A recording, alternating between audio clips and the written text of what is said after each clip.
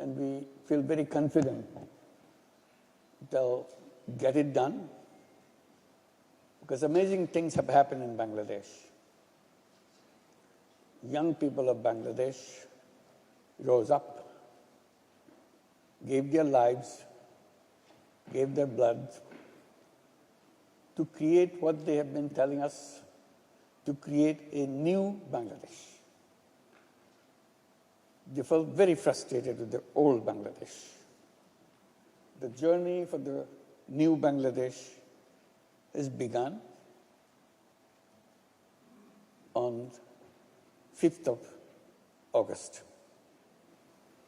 And that's what we are looking forward to make it happen for them. Bangladesh, the old Bangladesh used to be a country of enormous corruption. You cannot match any country with Bangladesh in terms of corruption. We are the champion. The new Bangladesh is dedicated to create a country of zero corruption.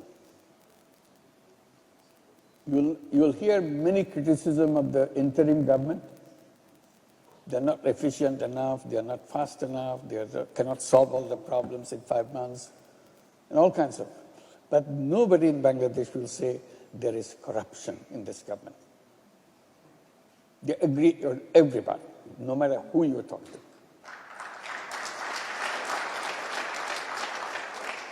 That's the beginning of new Bangladesh. Rest is just a path what you take, how do you get there. It's a very fascinating country. That's what my colleagues were presenting to you. It's a place where things get happen. And the potential of dealing with huge population. Bangladesh itself is the 8th largest population in the whole world. Just a tiny little country. Enormous number of population. So if you look at population as a market, Bangladesh alone is a big market. And then my colleagues were showing that it's not only Bangladesh alone, it's the whole region.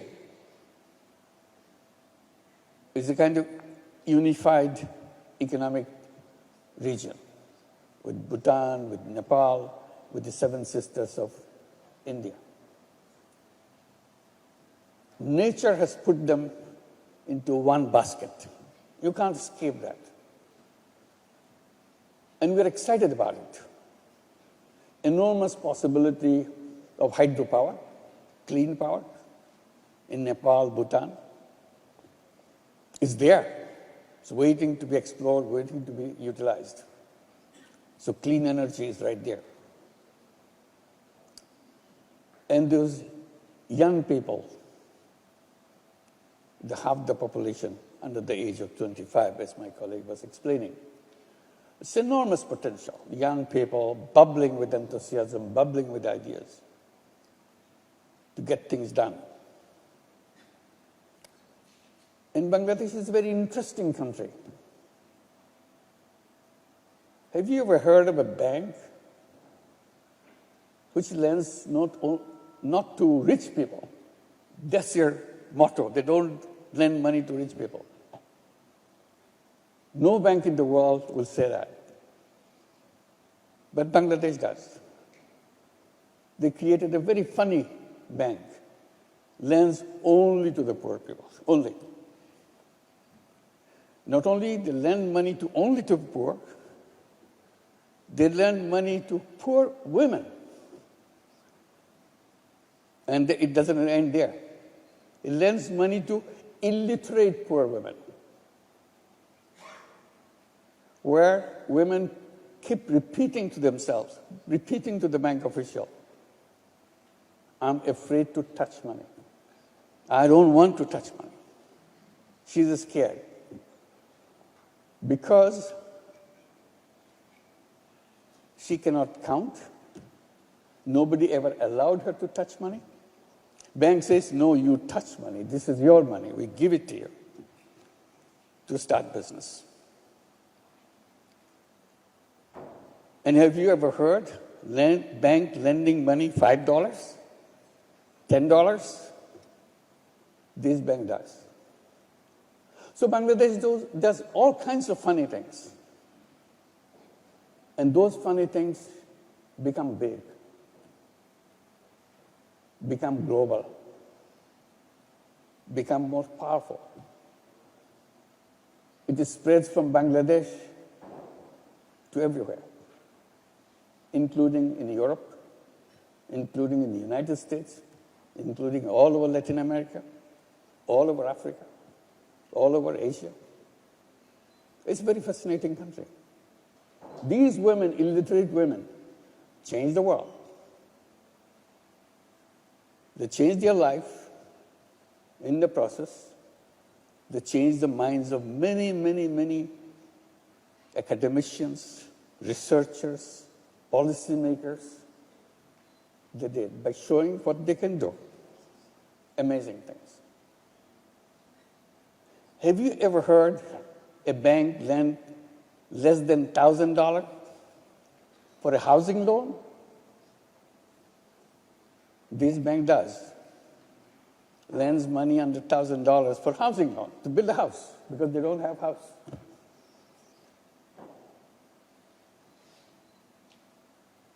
And they do in hundreds of thousands of houses, not just few. And they're so proud to own their own house with a bank loan. And they pay back every penny of that money with interest. It's not a free loan. And then this loan, $1,000 housing loan, gets Aga Khan Award for architecture. You never heard of that. Aga Khan Award is given to the most fascinating architecture of the world. And one of the most fascinating architecture of the world is housing loan. The houses built with the housing loan of Grameen Bank.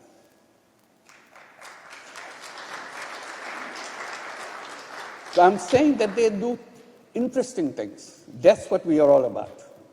It's not just business. It's a business with a purpose. To do things happen in the lives of the people. That's what the Bangladeshis do. Have you ever heard $5 health insurance program? $5 health insurance program for the whole year, providing you health service in a sustainable way, not in a charity way. That program covers its cost